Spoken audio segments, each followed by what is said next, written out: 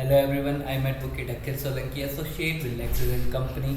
So in this video, we're going to discuss about recovery certificate under debt recovery law is not limited to winding up proceedings only but extends to IBC. So recently, the Honorable Supreme Court in the case of Kotak Mahindra Bank Limited versus A. Balakrishnan and another has held that any liability arising out of a recovery or certificate needs to be treated as financial debt with vis-a-vis Section 5 of the Insolvency and Bankruptcy Code. And the holder of recovery certificate would be a financial creditor within the meaning of clause 7 of section 5 of IPC.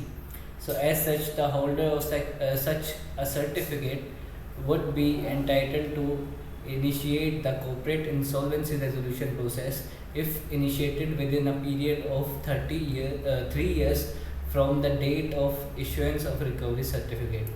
A contention was raised before Honorable Supreme Court that cause of action has merged into the order of issuance of the recovery certificate by the DRT, and therefore by application of the doctrine of merger the debt no more survives, and initiation of CIRP by KMBL would amount to filing of second proceedings for very same cause of action, and thus would hit by the doctrine of res judicata by particularly per rem judication.